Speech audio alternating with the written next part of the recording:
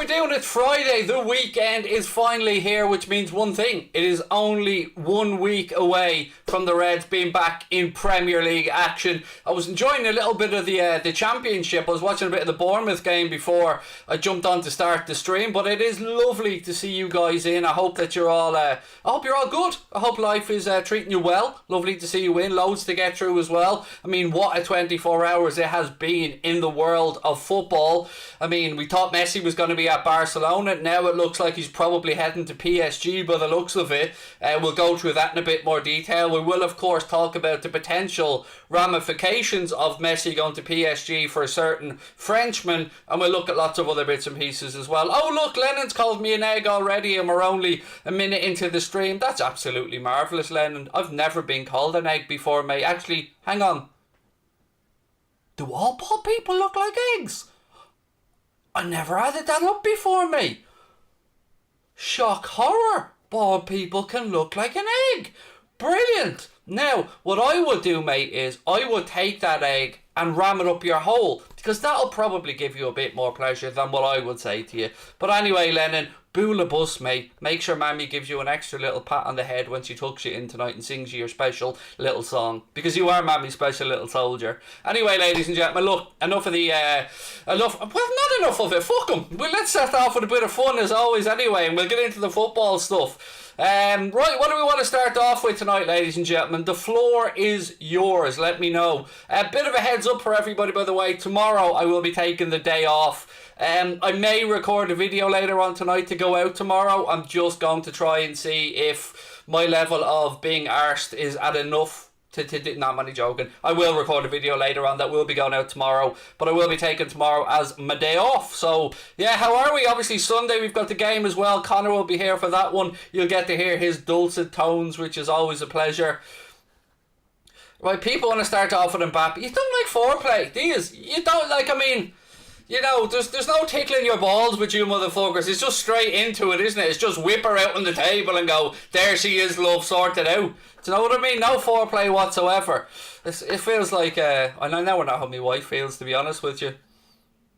There'll be no sing-alongs tonight, though. I don't even know if she's in the house at the minute. She was going to collect her daughter from the gym. But look, let's have a chat around this gentleman here, Kylian Mbappe. And look, let me start off this whole conversation by saying I'm well aware how highly unrealistic it is that Kylian Mbappe ends up at Liverpool. I'm very, very, very, very aware of that. I am not an Amadan. I do understand how difficult it would be. But, and this is the nice but for a change, he has to go somewhere. Because he's let it be known he doesn't care that Donnarumma has arrived. He doesn't care that Ramos has arrived. He doesn't care that Gini Wijnaldum has arrived. He has told Paris Saint-Germain that he is leaving. Now, Paris Saint-Germain have apparently booked the Eiffel Tower for a reason. The last time they booked the Eiffel Tower was to announce Neymar. One can only imagine that this is probably to announce Lionel Messi going to the club, because even late last night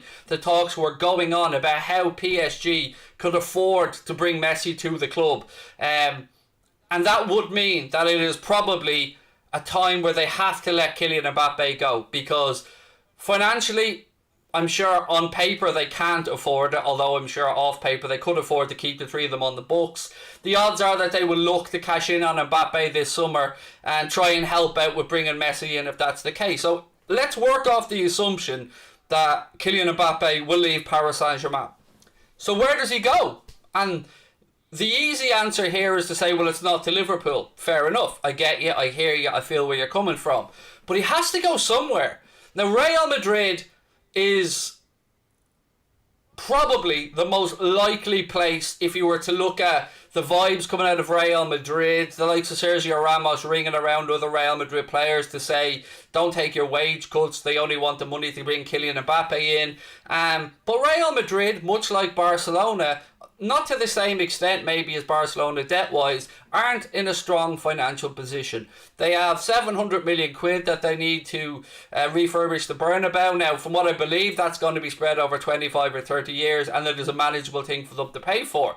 But they're also looking to free up a lot of money themselves. They're looking to get a lot of high earners off the books. They had to move on Sergio Ramos. So I guess my real question here is twofold. One, Is Real Madrid that big of a pull at this particular moment in time? Nobody can deny the club's history. Nobody can deny what they've won. Nobody can deny their status in world football as a massive club.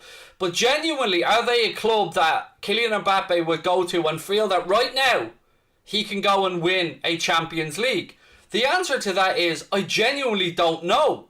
They do have some good players. They've got some very good young players. But can they afford him? And would it be a project that he thinks is the right one?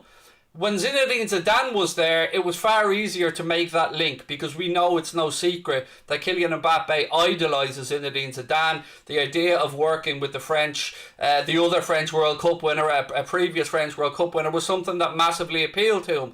Now that Zidane is gone, Carlo Ancelotti's in the hot seat. Still a fantastic manager. Carlo Ancelotti has achieved everything there is to achieve in the game, but there's another side to it as well. We don't know what the situation is right now around Real Madrid's possible future place in the Champions League, because we know that the 17th Court of Madrid had ruled that UEFA had no right to, stop the Super League from going ahead and all of that stuff. But UEFA feel very confident that when they go to the European courts in Luxembourg, that this will be overturned and it will be shown that they have the right to, in Madrid's own words, monopolise the football industry in Europe. So if you're representing Kylian Mbappe, in good conscience, could you say to him, go to Real Madrid and know that there is a possibility, however small it may be, that Real Madrid may not have European football in a couple of seasons?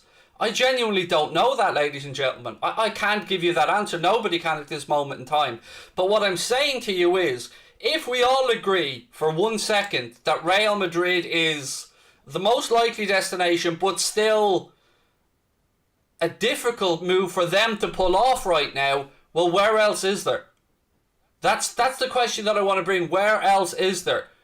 We know that Juventus probably can't afford his wages or to bring him there. So the question is there any way, however unrealistic, that we may see a play made from Liverpool? Now, I know the answer is most likely no. I get it. I'm no idiot. But let me rewind you back to the time where Kylian Mbappe was playing for Monaco and he hadn't signed for PSG yet, but everybody knew he was going to be moving. There are many articles written that show that John W. Henry really tried to get Mbappe to Liverpool, as did Arsene Wenger try to get him to Arsenal previously and a few other clubs. I think he even went as far as to fly Mbappe and either his family or his representatives around France somewhere on his private jet to try and convince him that that move was the right one. So whatever you and I think about our owners, and it's probably relatively low, most of our opinions of them, particularly in the transfer market, there is a long held interest in Mbappe.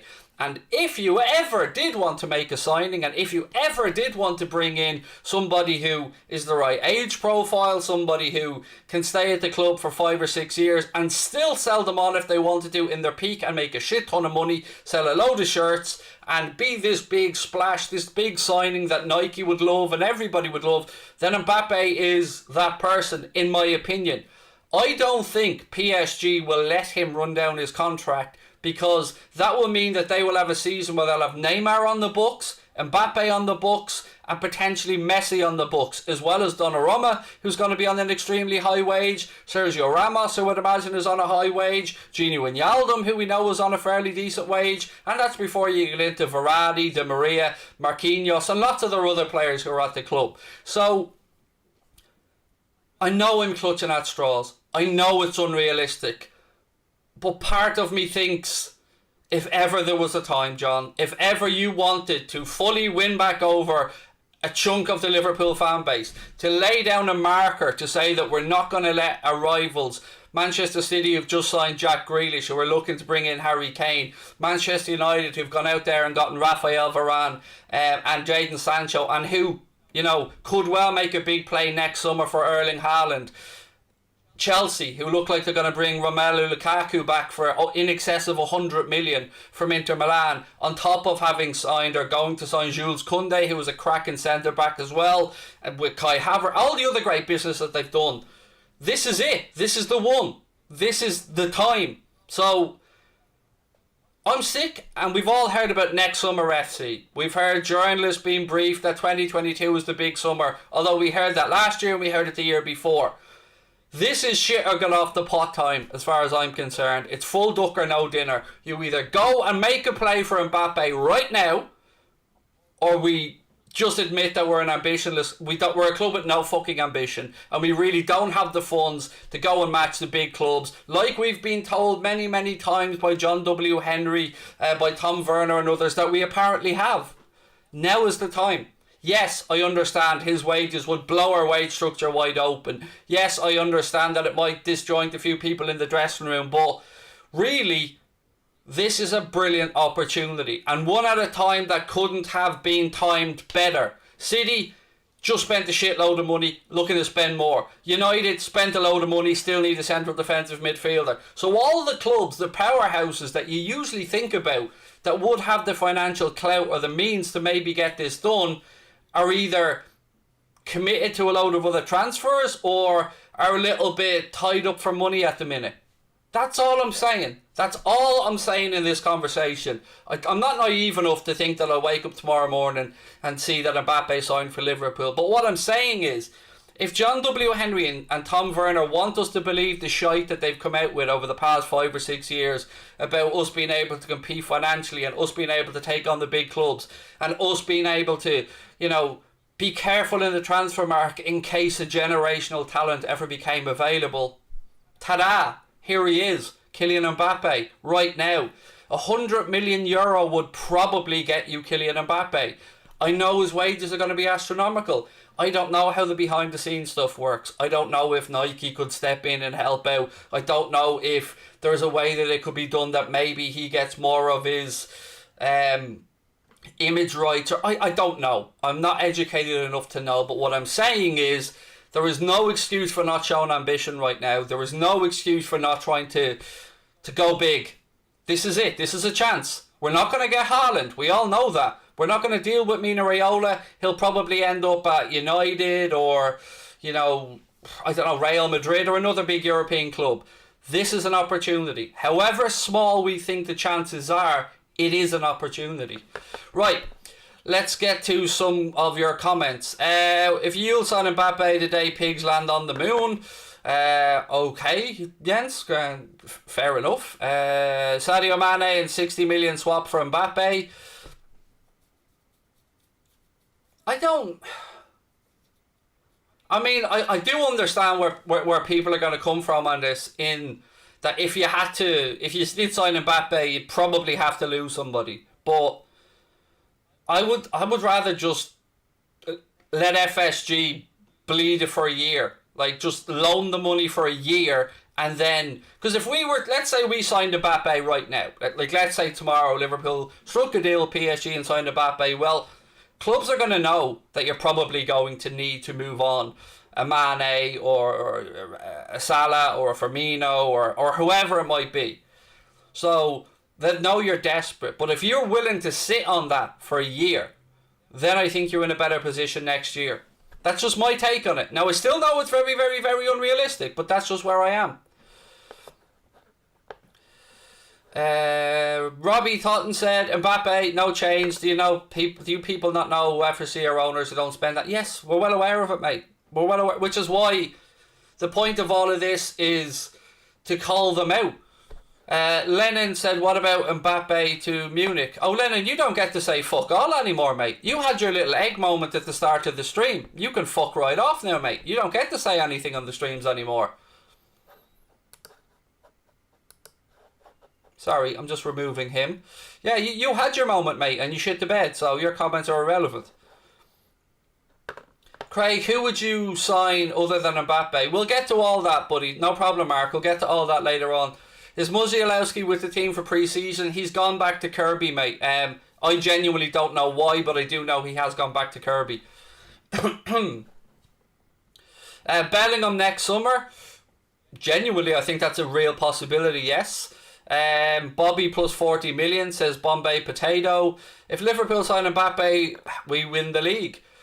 Yeah, that's, I suppose, Look, I get why everybody will come in and say I'm unrealistic. I'm not an idiot. I understand that people are going to come in and go, look at these gobshites thinking they've any chance getting Mbappe. I understand all of what you're saying.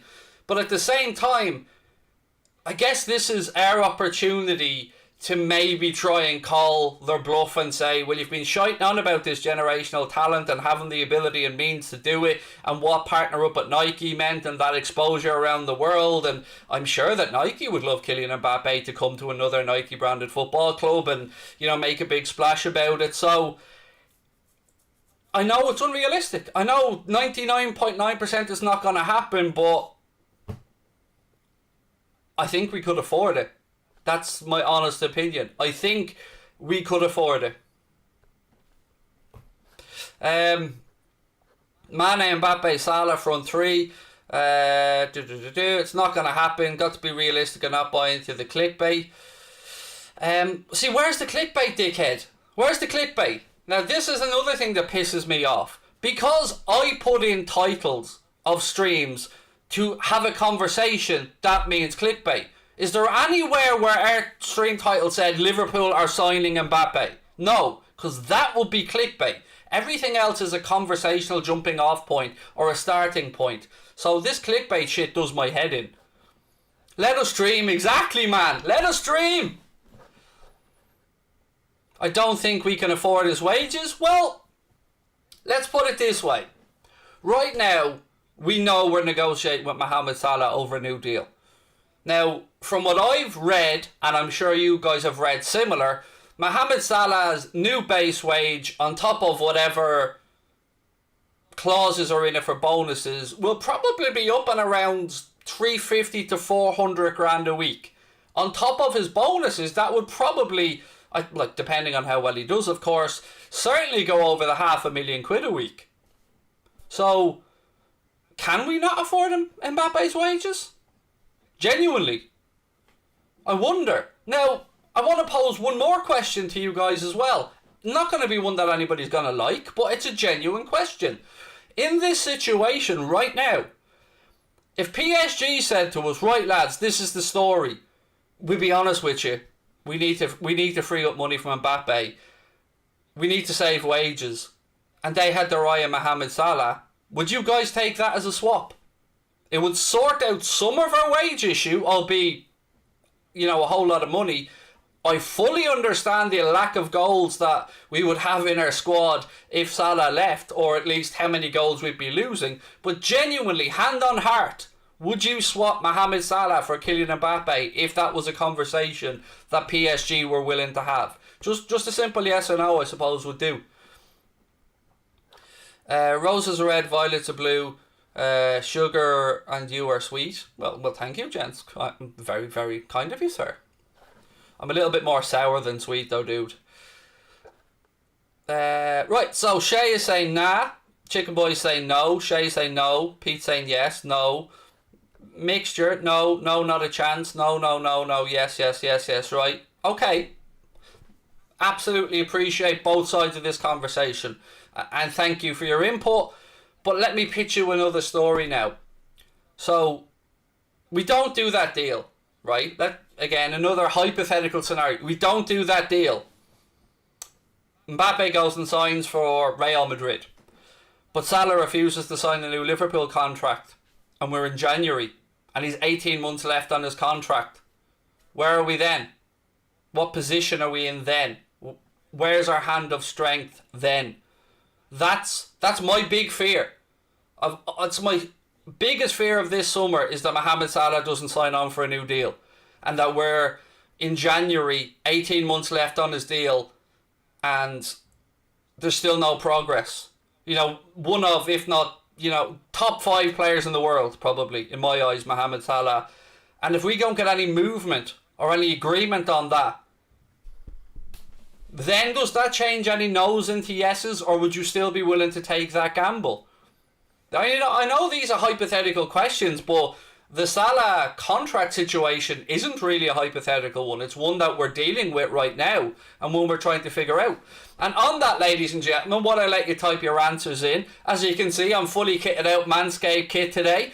Don't forget, if you do want to save yourself 20%, you can go over to manscaped.com right now. Get yourself the brand new Performance Package 4.0 that only dropped in Europe over the past couple of weeks. And then now has arrived on our shores. Inside the package, you'll get the Lawnmower 4.0 trimmer, which now has an advanced 7,000 RPM. You'll get the Weed Whacker, which is their ear and nose hair trimmer.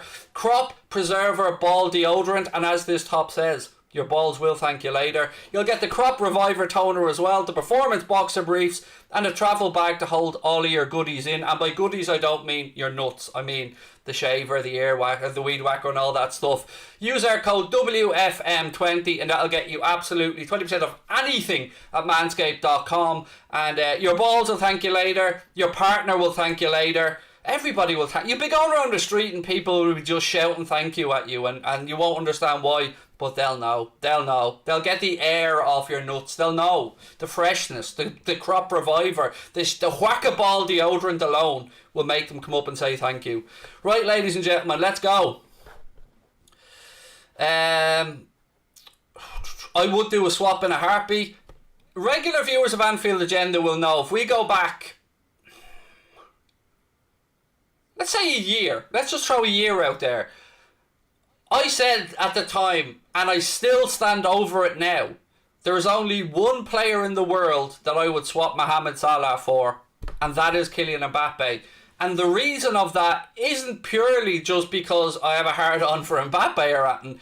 It's age, it's profile, it's possibility of longevity, because we know Mohamed Salah is a super fit superstar that's 29 years of age, and that will probably play 33, 34. Get it, know it, agree with you. Keeps banging in goals every season, tremendous upper body strength. But if we signed Mbappe, even if you kept him for 5 years, you would still probably sell him on for a world record fee. That's my point in this. It makes long-term business sense, at least in my dumb head anyway. If Mo won't put pen to paper, just see out the contract. See, Connor, that to me, mate, is just, and this isn't aimed at you, buddy, sorry, this is just my opinion on that scenario. That would be the height of stupidity, to let $100+ million asset walk away. That to me would be just madness. And like, I can't even comprehend that a business person would be that stupid as to allow that to happen. So, keep him over 2 more years. That part of it would be sound. I mean, I don't think, any of us would have any issues just because I said similar about Henderson. I said that I'd have no problem if Liverpool, kept Hendo happy and just said, look, we'll see the 2 years down on your contract, mate. You're a valuable member of our squad. You're going to be getting your game time. You're the club captain. And then we'll reassess things. So I'd understand it in that case, but I wouldn't understand or even entertain the idea of letting Mohamed Salah walk on a free.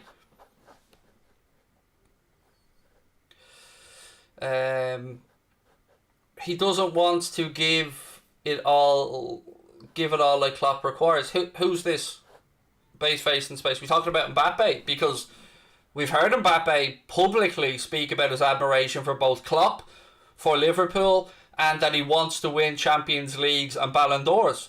And, genuinely, I think Liverpool is a club where he could achieve that. Now, there are many clubs in Europe where he could probably achieve that.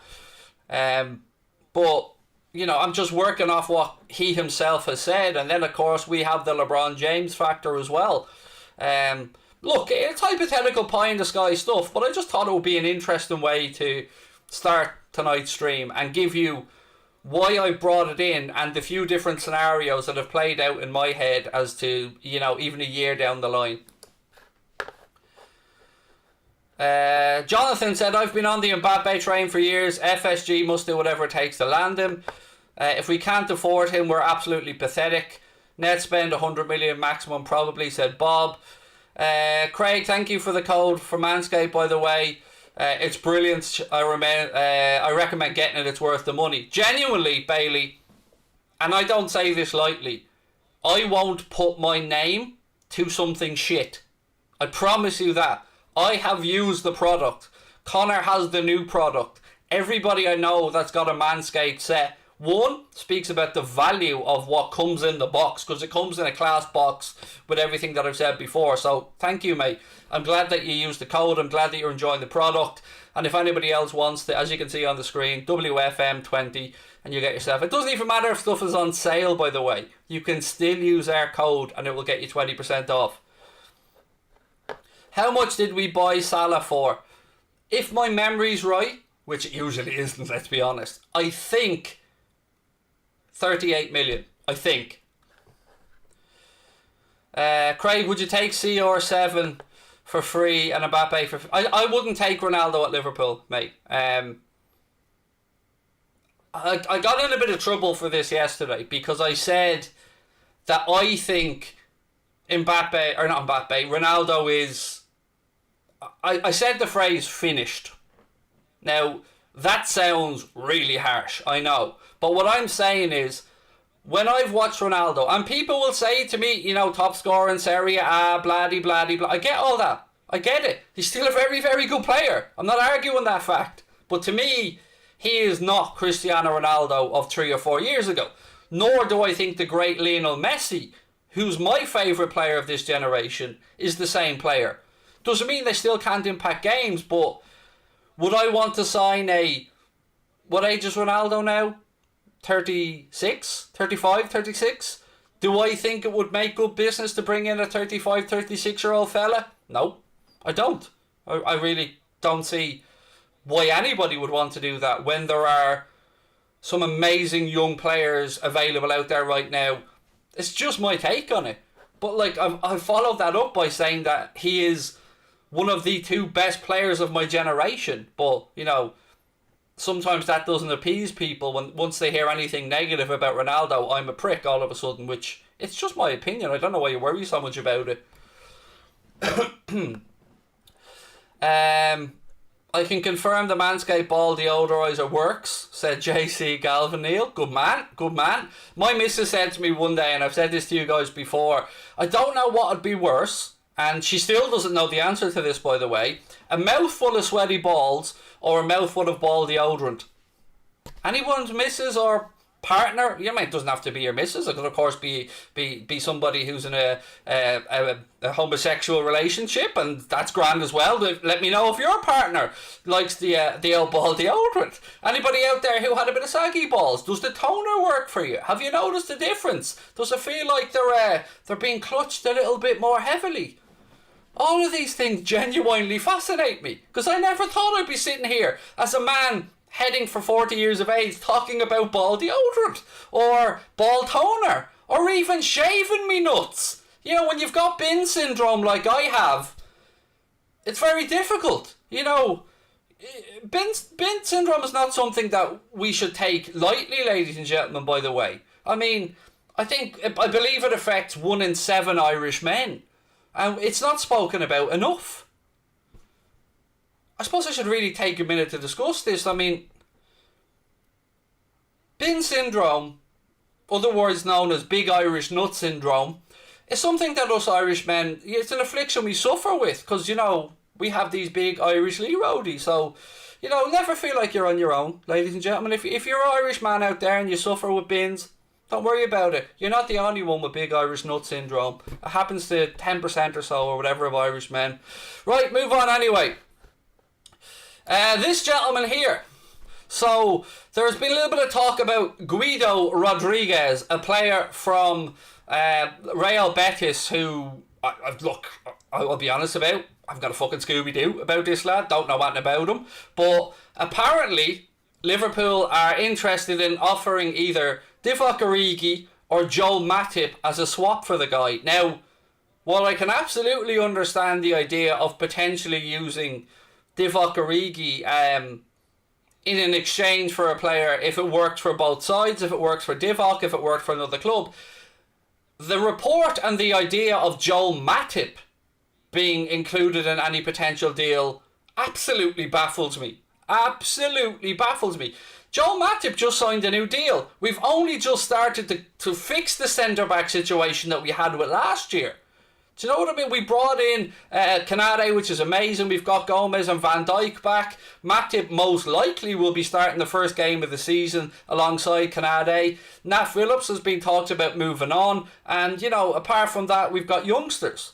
So, I don't know who pulled that rumour out of their arse, but I mean, I can get the Origi bit, but the other part of it doesn't make any sense to me. Now, but I suppose the real reason I brought it up is, has anybody got any information on this guy, Guido Rodrigues? Has anybody watched him? Because, you know, when I say swap, by the way, I don't mean there won't be money going in either direction as well. I probably should have said part exchange or whatever, but does anybody know much about the guy? Because I don't.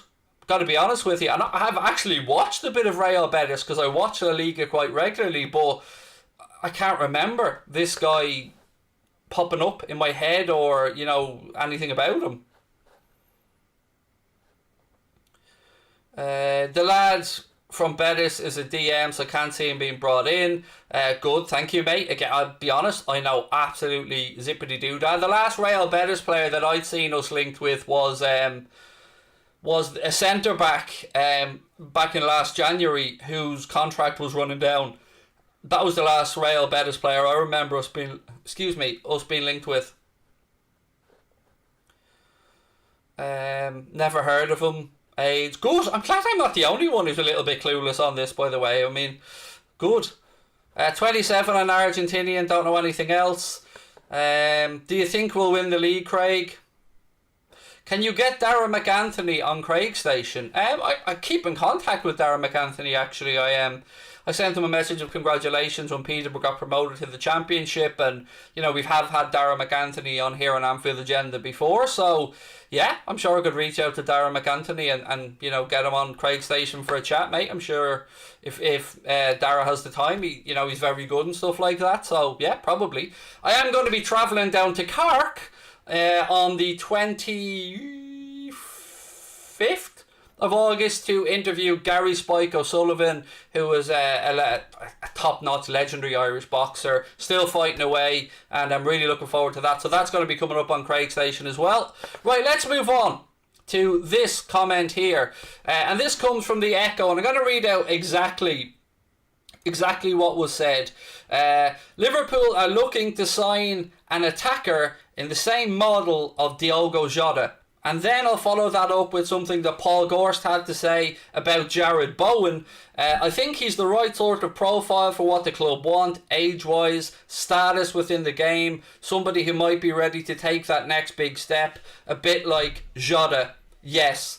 So, there you go, ladies and gentlemen. That leads us to think that there's more to this Jared Bowen stuff than we maybe originally thought. That, you know, see, Jared Bowen ticks a box for the homegrown player. Does he tick a box of a player that can probably continue to improve? Yes. Is it a sexy name to go out there and sign? Nope. But we've got these type of signings very right before, and I think if I'm right, Jared Bowen is 23 or 24. He had a very good season with West Ham last year, no denying that. Impressed a lot of people. But from when I spoke to Corey from the West Ham way, I mean, he seemed to believe that it would, you know, one, that West Ham wouldn't want to lose Jared Bowen, and two, that it would probably take something in the region of £40 million maybe to get them to part ways. So it's an interesting one, this. The whole Jared Bowen one for me has always been one that fascinated me to some degree, because I can understand it. It's not maybe a sexy name as a lot of us would want, but I genuinely can understand it. And I have to say that when we signed Jota, I knew about Jota, obviously. I'd seen him play, but I thought he was a little bit hit and miss when I'd seen him play at Wolves. But since he's come into Liverpool, I have been nothing but impressed with Diogo Jota. When we signed Mohamed Salah, obviously we all knew about Mohamed Salah. We'd seen what he was doing. He was setting up goals at Bender for Dzeko as well with Roma. But I didn't think that Mohamed Salah would come in and have the impact that he's had at Liverpool Football Club. Andy Robertson. Did any of us think that Andy Robertson would come in and have the impact that he had? So sometimes it doesn't have to be the sexiest of names. It's just a matter of getting it right. And if Jurgen Klopp and Dave Fallows and Michael Edwards and the rest of the recruitment team have pinpointed Jared Bowen as somebody that they believe is the right player, I'm not going to argue with them, because I believe that those guys, whatever we think about the owners, and we all have our own thoughts on them, I think those guys have done their job to an exquisite level. And if it is Bowen, I'm more than happy to see how it works out. I'm more than happy to see that the manager and Edwards have pinpointed somebody who they think can do a job and not just gone out and signed a sexy name or a name just for the sake of it. So what would you guys think about that? Watkins over Bowen, said Robert Smith. Yeah, look, on Ollie Watkins, I just can't see a situation where, after the video that was released by Christian Purslow on Aston Villa TV yesterday, talking about how and why Jack Grealish left and the agreement they had with Grealish and the plan that they executed to bring in 3 players to fill the role that was left by Grealish, and the signing of Danny Ings, and I just don't think that would be something that Aston Villa would entertain. Now, we had the Ollie Watkins discussion previously, but I just can't see any way right now that Aston Villa would part with Ollie Watkins for... I don't even know if there'd be a realistic number, to be honest with you, because they've just lost Jack Grealish. Yes, they've signed Leon Bailey, yes, they've signed Danny Ings, and yes, they've brought in some other players, but that would be another big loss. And look, signing Danny Ings is great, and I've no doubt Danny Ings is going to go and bag a load of goals for Villa, but they do need to, I suppose, make sure that they have options, to either rotate between Ings and Watkins, or if one or the other is injured. Right, how about Bournemouth winger? What's going on with him? He's just not good enough. If we're talking about Danjuma, he's not good enough. I'm sorry. It's we have been linked with him vaguely. He's a predominantly left-sided winger, and he's, I think, 25. If not, he's 24, going on 25. And I've looked at his stats. I've looked at highlights of him, and to me, you would want to be the best player in the Championship by a country mile to be able to come in to a club like Liverpool and make it. And to me, it's just no. He's just not good enough from what I've seen. And nor do I think there's anything to it. Bowen is good. He'll leave his heart and soul for LFC just like Robbo. And see, that's a trait that we all love, Vernon. And that's a really good point, mate, that you've made.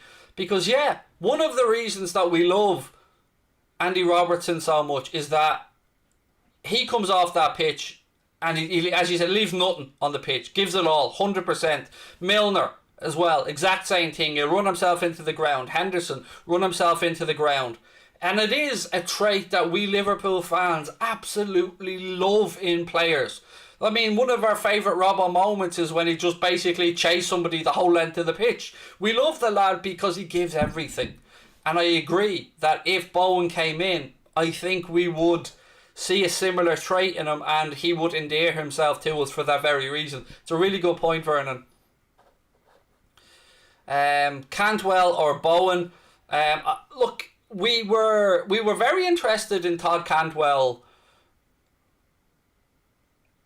a year ago that I knew of. I don't know if that interest has been followed up on or if it's been put in the bin or whatever, but I do like Cantwell as a player, but Norwich have just come back up into the Premier League as well, and are they going to want to start selling off? They're being asset stripped right now. They've already lost Emiliano Buendia, so yeah, I don't think that's a runner, to be fair. Stats don't tell all. Of course not, mate. No, stats absolutely don't tell all, but I'm old school, mate. Stats are the last thing I use when it comes to judging a footballer, because I'll be honest, unlike a lot of people on Twitter that, throw up random stats, I'll be honest and say I don't know how to implement stats correctly, which is why it's very rarely, if ever, that you'll see me using stats here on this channel, because knowing how to use stats correctly is a very, very complicated process, and there are very few people that are on Twitter that I would ever really bank on it. Like, for instance, Paul Tompkins. Whatever Paul Tompkins puts up, I know they're the right numbers. I know the stats are correct. The Swiss Ramble, anything Swiss Ramble would put up with around the finances and all, spot on, always correct. So yeah, I leave it to those people. So, but I'm old school. I like to think I have a good eye, and I like to think that if I look at a player on a pitch, that I can judge myself. I'm not saying I'm right or wrong. I'm just saying that's how I am. I'm a more of an old school person. Base face and space I still like. Doku reminds me of Mane. This is this is where I become the hypocrite again, buddy. Because let me just remove this shipment off screen for a sec. Yeah, this is where I become a bit of a hypocrite, because there are two players that I understand being part of next summer FC, and they are Jeremy Doku and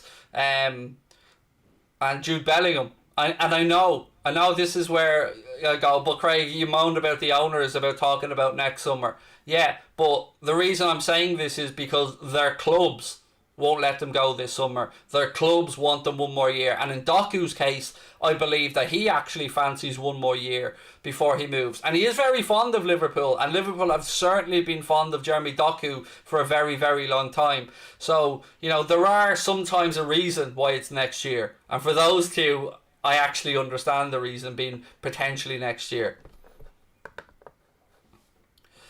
The transfer market is turning on its head now. More surprises coming from LFC, said Vernon. I hope so, Vernon, mate. I hope you're right. Would I take Daka for Firmino?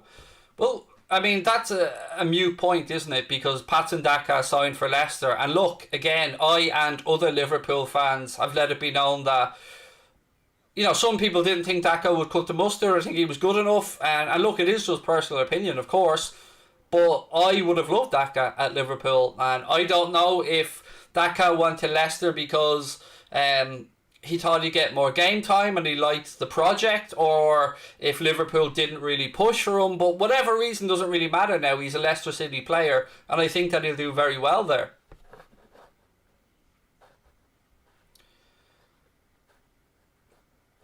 Mbappe is the last chance for the owners to prove that they mean business. Even I'm not quite at that point yet, because I think, oh God, here we go again with next summer FC. I think the Jude Bellingham transfer is, in my head, is the one that, if they don't do that next summer, like, just admit you've got no ambition really for the club. Just admit it, because there's only so long that we can rely on the brilliance of Jurgen Klopp, of Pep Linders, of Michael Edwards. I think that their brilliance is being taken for granted by our owners and used as an excuse as to how we can keep getting away with it. And here's the part that really frustrates us, I think all of us. Last year, 5 games to go in the season, did not think we were going to get Champions League football. Didn't think it was going to happen. All of us were asking the question, if we don't get Champions League football, how much would that affect our transfer business? And then when we got Champions League football, by the grace of Alisson Becker's head and some great play by the boys, we thought to ourselves, thank God, you know, 1, we're going to be able to hold on to our players, and 2, you know, this should be a bit of a wake-up call for our owners that they need to put their hand in their pockets, because not replacing Dejan Lovren almost cost us a Champions League place. And the business we done in January was, let's be honest, quite fucking shocking. We brought in Ozan Kabak, who they could have signed for really cheap at the end and still just let him go. I think he'll end up at Leicester. And we signed Ben Davies, who we're now about to pump out on loan with, I don't know what plan for the future. Maybe raise his value and sell him. That to me feels unfair on Davies, who could have signed on to, you know, be a free player at the end of the year and go to Celtic.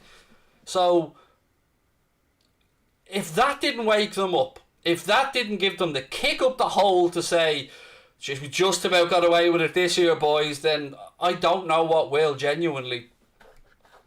Bernadette, how are you, my friend? Said, if we need 10 plus goals from midfield, we won't be getting them from our midfield players, so I'd move Trent into midfield and search for a right back. I suppose this is an argument, or a debate, I suppose is a better word, Bernadette, that a lot of us Liverpool fans have. Now, my answer to the Trent into midfield debate is, if you look at a heat map of how Trent plays and where he moves, it's not very dissimilar to Cancelo and how he was used at Manchester City. I think that Trent is almost a midfielder anyway, certainly a winger to some extent. So I don't think there's a need to move Trent into midfield, in my opinion.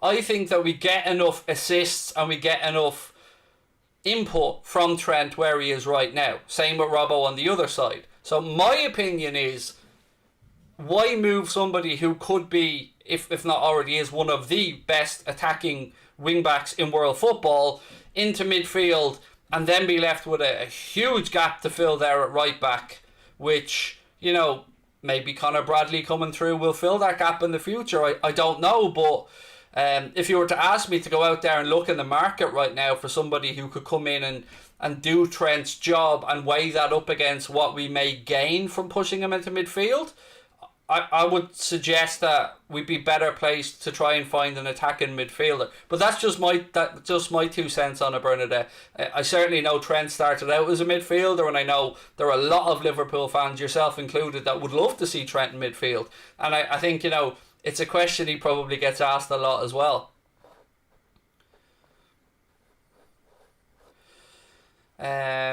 So Maximum from Newcastle, he's a player we should be interested in. Very good player, Dermot, without a doubt. But again, I don't think Newcastle would want to sell. But look, I like Sam Maximan. I think he's a very good player. I mean, I'd certainly have rather Alan Sam Maximan than Adama Traore, if I'm being honest with you. What would be a 10 out of 10 summer for Liverpool in your opinion, said Mr. Potato. What a name. Superstar.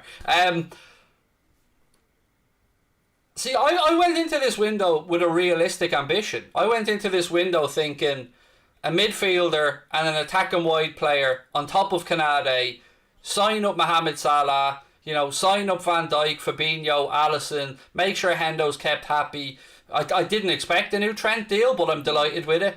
And that would have made me happy, because I think that would have gotten us through the season, and hopefully next year then the Jude Bellinghams and the Doku we spoke about, and I think next year we might see a Firmino or a Mane move on. That's always been my opinion. So I didn't expect a 10 out of 10 window this summer, and if we ended up with Saul or Renato Sanchez, my personal preference would be Saul.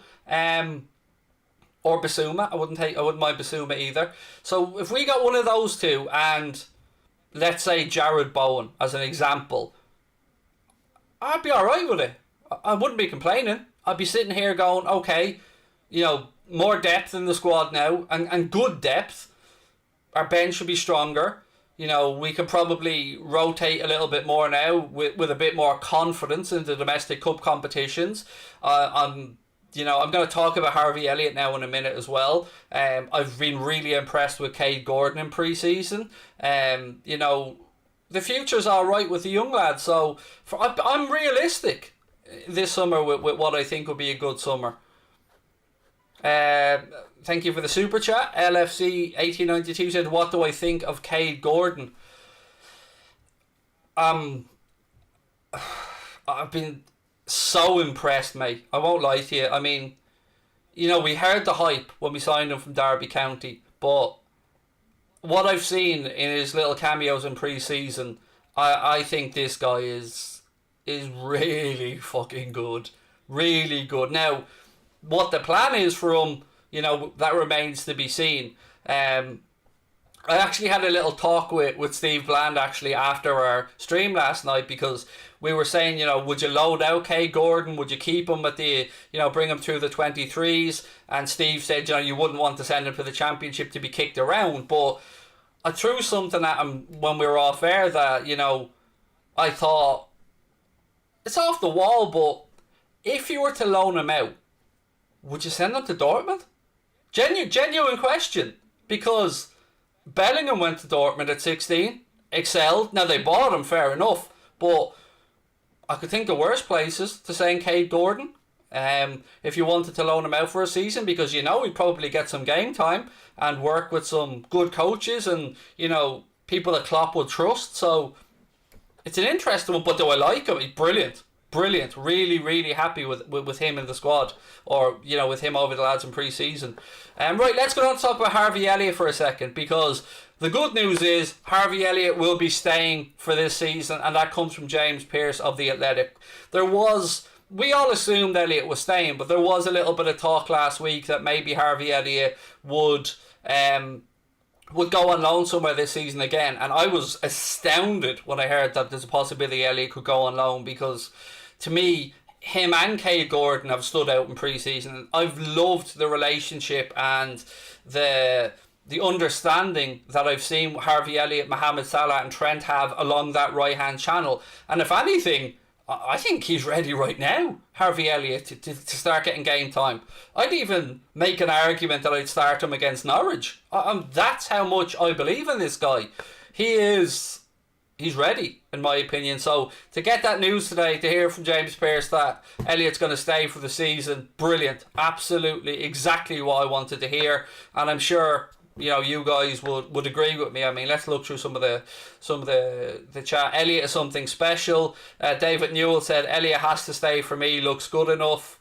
He's Shaqiri's replacement, which is a belter of a comment. Base race in space. Yep, it looks like Shaqiri. We'll get to Shaqiri in a second, by the way. I don't think I have an image for Shaqiri, but it looks like the price tag has been set at about £12.5 million for Shaqiri, which is roughly what we paid from Stoke. So if he goes to Lazio or wherever it might be, we'll wait on that one. Chris Young said he's superb. He's fixed his trim now, so I'm all in for him, said work. Needs to better his decision making. Well, I'm sure he will, to be fair, mate. He's still a young lad, and he's still learning. We'll all be the first to admit that. As you're going to continue learning and evolving as a footballer right through your career. But imagine what he will be learning, working with Mohamed Salah and Sadio Mane and Diogo Jota and Firmino and Trent Alexander-Arnold and Virgil van Dijk and all those boys on the training ground around them. I can only imagine. I think we'll see a really quick progression actually in Harvey Elliott, and I'm very, very excited about the idea of seeing more of him this season. I really am. Elliott can go on loan. He's not ready. Well, he's not going anywhere. So the club obviously feel that he's ready, Nicholas. Again, me not having a pop at you. Me not having a pop at you? That's fucking third person shit, Craig. I'm not having a pop at you, mate. Sorry, I'm just saying that the club are definitely keeping him around. Would you take Oudson Edouard at LFC? No. And here's why. I remember reading, and I thought he was going to end up at Leicester, by the way, before they signed Patson Daka, but I remember reading somewhere before that he didn't believe that he'd be able to force his way into the Liverpool team ahead of what's there. And I don't want anybody to come to Liverpool Football Club that isn't of the mindset of, I don't care if it's Mohamed Salah, I don't care if it's Mane, Jota, Firmino. I'm backing myself to go in there, show the manager on the training ground what I can do and take my chances. That's the type of mentality that I think we need and that the manager probably wants at Liverpool. Now, of course, that's just one article that I read, so it's not gospel. Just answering your question. Could you see Messi's yacht up here head, Craig? I could, burn it out, yeah. Me and Messi on there doing a little interview. What more could you want? Get ready to get slapped this season, Craig, said Andrew. Oh, you're a Manchester City fan. Look, it's setting up for a very interesting season, definitely. I still don't think anybody's going to get near the four clubs that finished top four last year. I stand over what I said. Chelsea, City, Liverpool, United will be in the top four. If I'm giving you my honest opinion as things stand right now, I think Chelsea, City fight it out for the title, and it's us and United the third or fourth. Genuinely, until we make the couple of signings, I think that's where I am right now. And, in Europe, we're as capable as anybody. I think we've got as good a chance of winning the Champions League as anybody else out there. So I'd back us in that. But in all honesty, looking at what other squads have done now, I think it's sensible to say that City and Chelsea are probably the favourites as things stand going into this new league campaign. That That's my honest opinion on it. Now I want us to be there or thereabouts, and of course I think we'll be challenging, but that's really where I am right now in the championship race or the league race. What's your thoughts on the transfer fees and wages in the current climate? This ruining football as we know it. Absolutely ruining it, Callan. And what annoys me most about all of this, mate, is not so much transfer fees and that. It's agents' fees. It's agents' fees that wind me up more than anything else, mate, because, you know, I don't begrudge an athlete any amount of money because footballers' careers are short and go get paid. I'm not someone that usually begrudges anybody making a pound note, mate. In fact, you know, it's a short life. Do you go out there and make as much as you can? But when I hear things like Mina Raiola wanted 40 million quid for Haaland to move this summer, and I mean him wanting 40 million quid, not Haaland, Mina Raiola, and you look at the amount of money that Liverpool and other Premier League clubs have paid out to agents over the past 5 years, I don't know another sport that does that.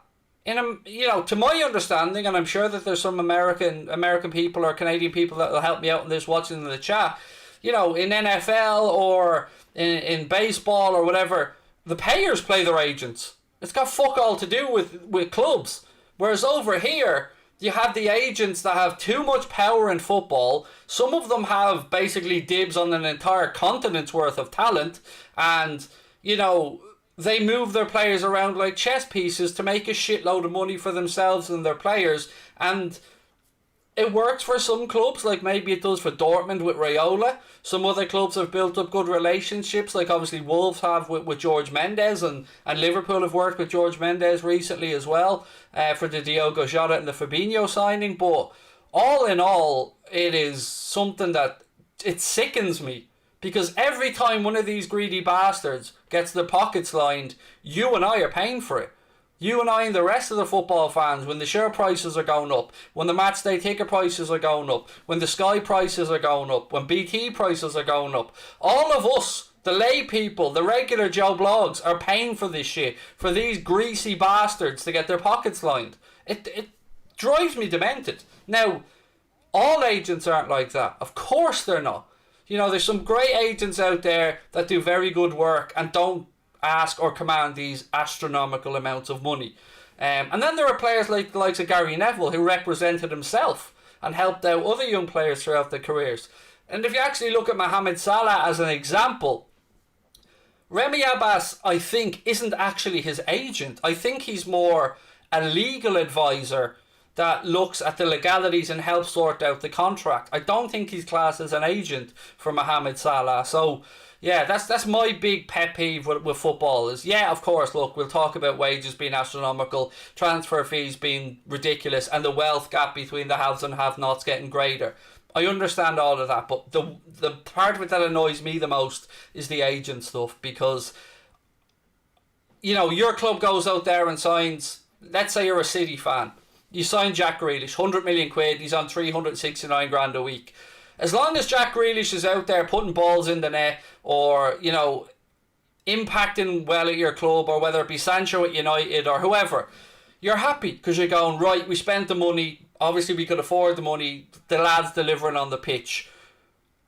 But what the fuck has the agent done for this other than got his palms greased and, you know, guided the player in a direction? I don't even know why some of these agents have so much power over their players. I mean, there's nobody able to think anymore for themselves and say, I want to do this, I want to do that, make it happen. Because I certainly know if I had an agent, I'd be telling them what to do, not the other way around.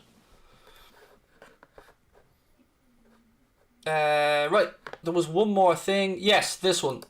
So Naby Keita is going to be staying for the season ahead as well. Now look, I know, we're all loving Naby, but we're all scared shitless at the same time. It's pre-season, Naby's doing well. We're at the point where we're all thinking, if only, can he stay fit? Come on, Naby lad, because I love him. I love Naby Keita.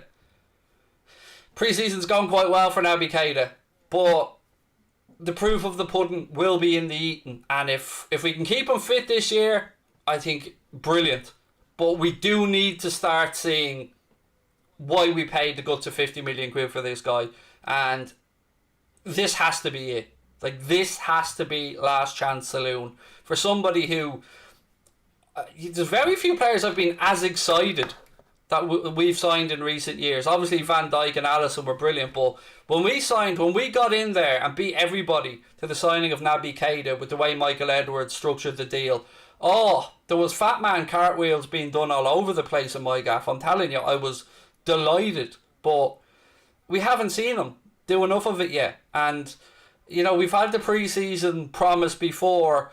I just hope that we get to see more of him this season, because he is quality. There's no denying that. He can break lines. He can form a good relationship with Sadio Mane on that left hand side. He is capable of going past the man. He's capable of having a shot. He's not shy about getting into the box. There's so many attributes to love about Naby Keita. That's why it gets so frustrating when unfortunately he's had the injuries, because I think we're all ready to have our hearts broken all over again, because we all want the lad to do well. Naby lad, said Hernan. There was lots of hype around the Keita signing, with him getting the Gerrard number 8 shirt. Even Gerrard giving him the shirt. Do you remember? There was Gerrard handing over a number 8 shirt to him. Naby to be a starter, if he's fit and he's shown the form he has in pre-season, absolutely. He should be in there. I mean, let's be... Fabinho, Thiago, Naby, Fabinho, Hendo, Naby, Fabinho, Hendo, Thiago.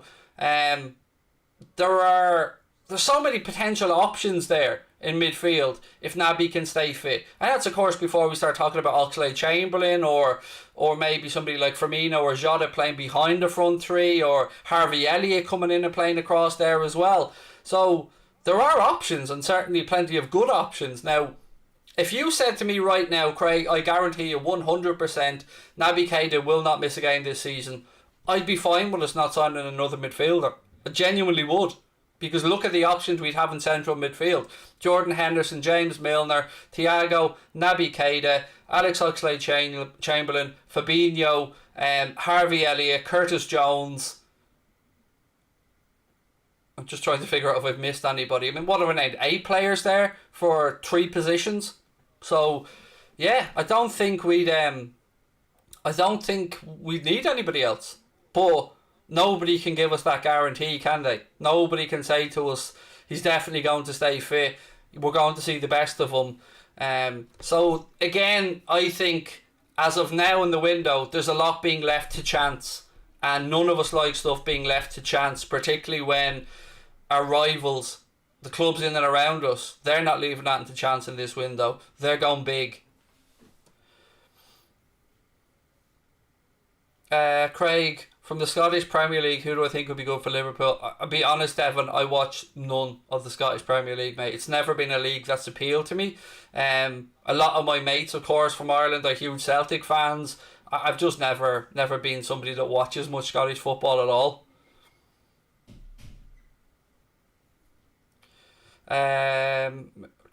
It looks like, I'd say Shaqiri will be moving on very soon, by the way, ladies and gentlemen. So, whether that's the catalyst for us going out there to finally announce that attacking player, we'll wait and see. But yeah, I think, unless there's something else that you guys want to carry on with, I mean, want to go another 10 minutes?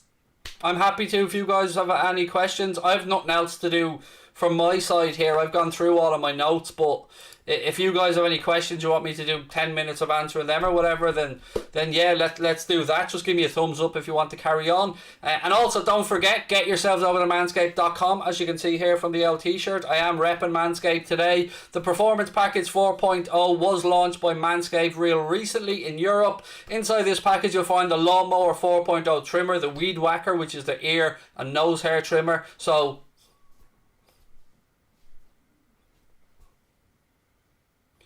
you'll also get the Preserver Ball deodorant, the Crop Reviver toner, Performance Boxer Brief, and a travel bag to hold all of your goodies. And the 4th generation trimmer also features a 7,000 RPM motor and a multifunction on and off switch which you can engage a travel lock on. Right. What's going to happen with Takumi? Very good question, Mark. Answer, Craig doesn't know. It looks like at this moment in time he'll stay. Great goal from him yesterday, but I mean, let's be fair. That ball from Shaqiri. Woo! Oh! Oh! What a ball it was, honestly. That ball from Shaqiri was stunning. But yeah, good finish from Taki as well. To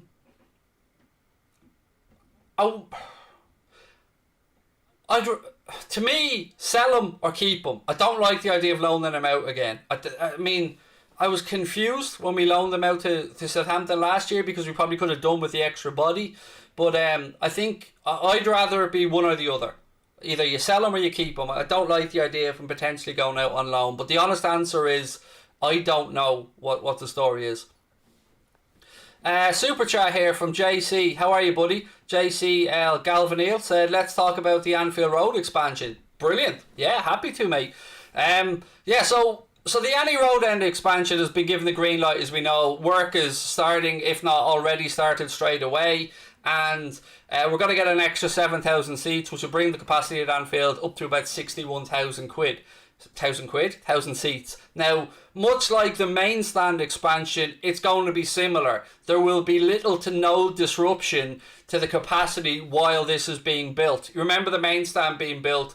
It was kind of built behind, and then they attached it up. It looks like it's going to be the same for the Annie Road end. So it's brilliant news. It's great to know that 7,000 more people will get to be inside Anfield. And I don't know if many of you guys have ever had the displeasure of being in the upper end of the Annie Road end. It can be like looking through a post box at times when you're up there. But I think it's brilliant. I'm really looking forward to it, mate. 7,000 more people inside the stadium means more chance for people to get tickets, more chance for people to get in, and it's a win-win in every sense of the word. And yeah, I probably should have been talking about this more, but a great conversational choice, mate. And yeah, I'm delighted with it. I've got something else on my own list that I wanted to talk about here, actually, now that you've reminded me of the Annie Road end. So Liverpool have agreed a fee for that Newcastle youngster Bobby Clark, son of former Newcastle player Lee Clark. Remember before I was talking about this and you guys were asking me, was it done? Or, you know, I know Newcastle were making a last-ditch attempt to try and keep the kid because he is regarded very, very highly. But this comes from the Chronicle. They say Liverpool are understood to have struck a deal to sign one of Newcastle United's hottest young prospects, Bobby Clark. In July, the Echo reported that the Reds were set to sign the 16-year-old winger, who's the son of former Magpies midfielder Lee Clark. And the Chronicle go on to say that Liverpool hope to complete the deal soon. So another good young player being brought into the club, which is, again, good news. You know, you do want to look to the future, and you do need to look past the players that we have now. And, you know, as I said, Musialowski, Cade Gordon, you know, this young guy that's coming in as well. The future's bright. Connor Bradley coming through. So yeah, we've a very good crop of young players as well. Bailey said you sit in the upper Annie Road end. Well, what's your view like, Bailey? Have you had the looking through a post box experience, mate? I remember the one time I was up there, that's how I felt. Like I was sitting there looking through a Royal Mail post box or something.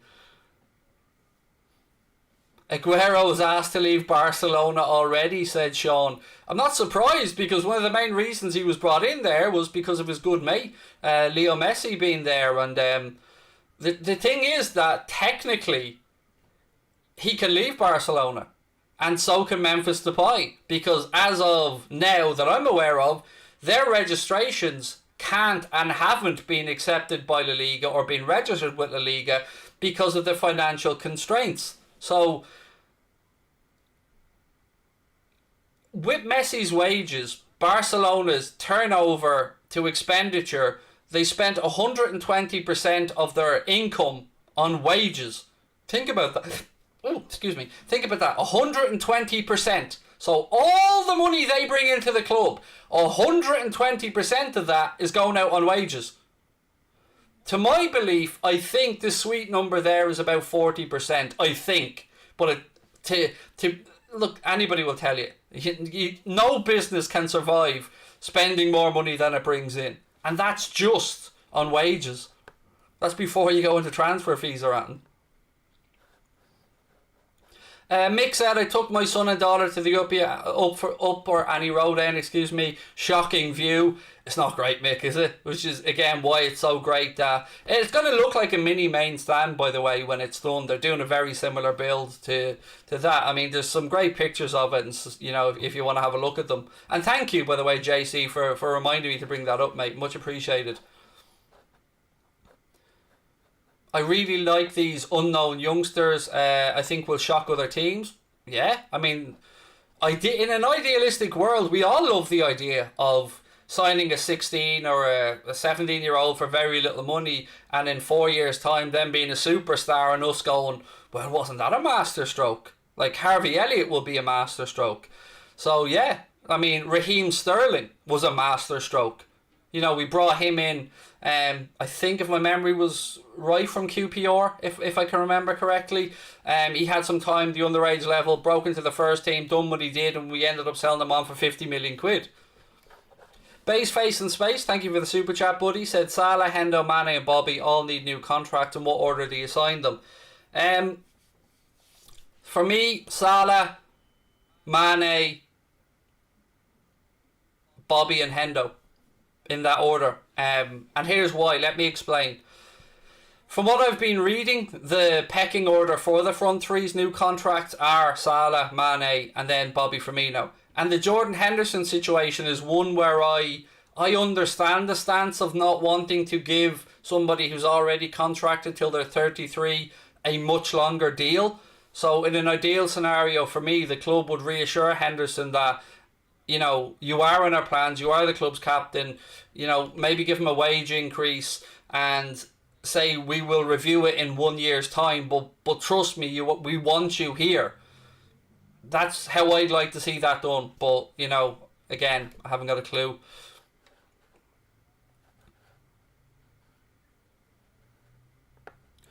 Just another cardboard gangster. Who are you talking about?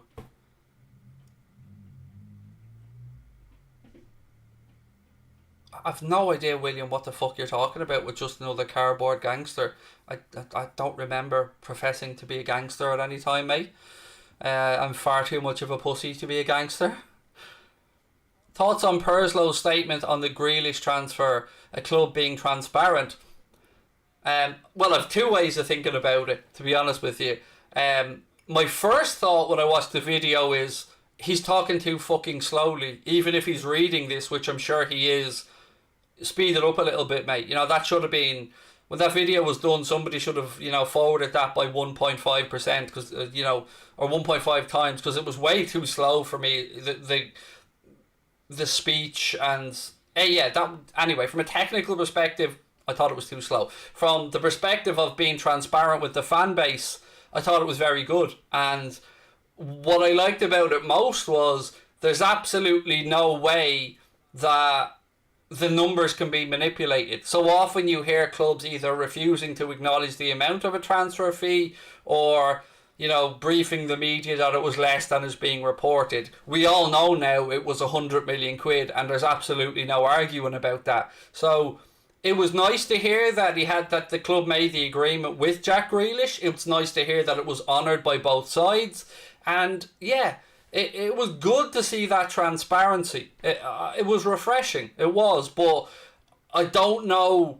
I think it was an exceptional circumstance. I don't think it's something that I would want to see more prevalent in the game because, some things should be kept under wraps. But with Jack Grealish being there since he was 6 years of age and being the club's captain and being a local boy, I think it was an exceptional measure for an exceptional circumstance.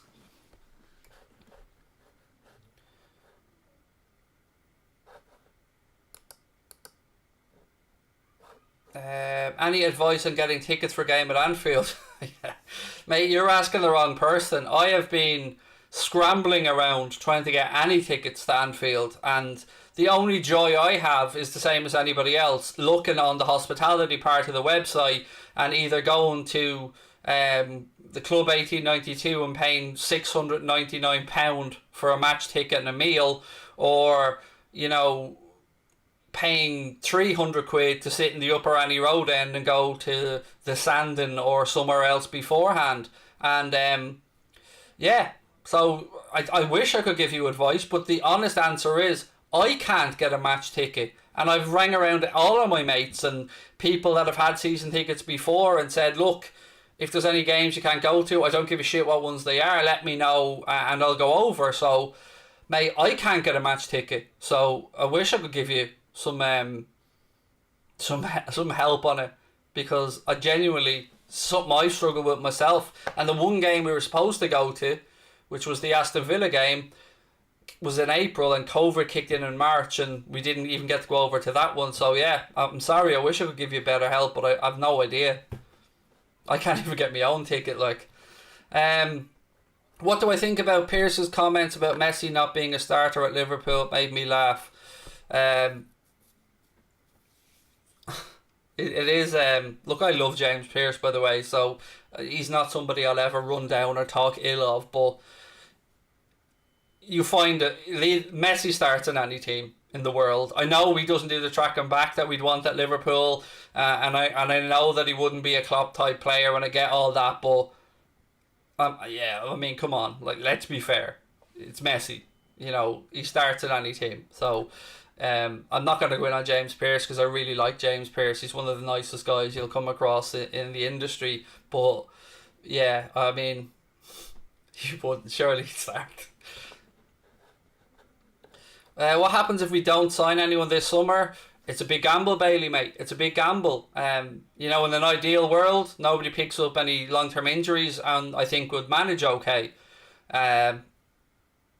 We would need some of the players on the bench or in the squad to step it up a bit, but that last year we tried the risk and look what happened. So to me, we need to mitigate any possible risk this season, because last season was a trophyless season and not good enough, really. Let's be honest, not good enough, because we've got one of the best managers in the world, in my opinion, one of the best starting 11s in the world, and we need to be challenging for trophies. So yeah, I think it's a risk too much not to do some business.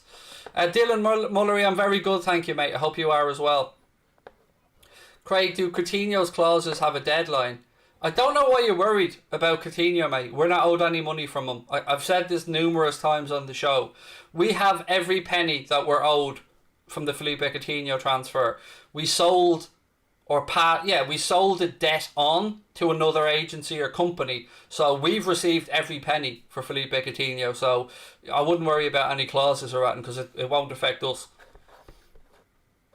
Saul news, there isn't any. Other than the usual everyday recycled story of, you know, Liverpool, you know, monitoring the Saul situation. He fancies a move to England. Liverpool look like the front runners. Rinse and repeat. There isn't anything new that I'm aware of, unfortunately. Do you think we'll make a big signing in the next week? It depends, James, what you class as a big signing. Do I think we'll get at least one more in, maybe two before the window closes? Yes. If I had 50 quid right now and I had to put it on yes or no for us making a signing, I'd put it to yes. Wasn't referring to you as clickbait. Yeah, that's no problem, buddy. Sometimes, Sean, I only see a part of a conversation, mate, and miss the rest of it. So sorry from my end as well if I ever misinterpret something, mate. Yeah, so all good from my end, pal. Apologies to you if I misinterpreted what you said, because it happens, and you know, it happens quite a lot, because I only glance up and see specific things, and a lot of the time there's you know, interperson chats going on in the chat at the same time. So again, I hold my hands up, mate, and thank you for putting it in the chat. Right, look, ladies and gentlemen, that's going to be me for the night. I'm going to head off and enjoy my day off tomorrow. I will see you guys on Sunday. We'll be here for the watch along of the game. Kicks off at 4 o'clock, so we'll be starting our coverage at 3:30. Connor Crosby will be here as well on Sunday, so we'll try and get him in on audio for it as well. And yeah, love you all dearly again. Hit the subscribe button, drop a like on the video. One more thing before you head off. The Al Foran interview has gone up on Craig Station, so make sure you get yourselves over to watch that one. He's the guy who does all the McGregor, the Joe Rogan, every impersonation basically. He's so funny. He's a really lovely guy. It's up on Craig Station now. There's a link to Craig Station in the description of the stream. Make sure you subscribe over there as well. Thank you to our sponsors, Manscaped. Don't forget to use our code WFM20 for 20% off the brand new Performance Package 4.0 or anything at manscaped.com. And I will see you heroes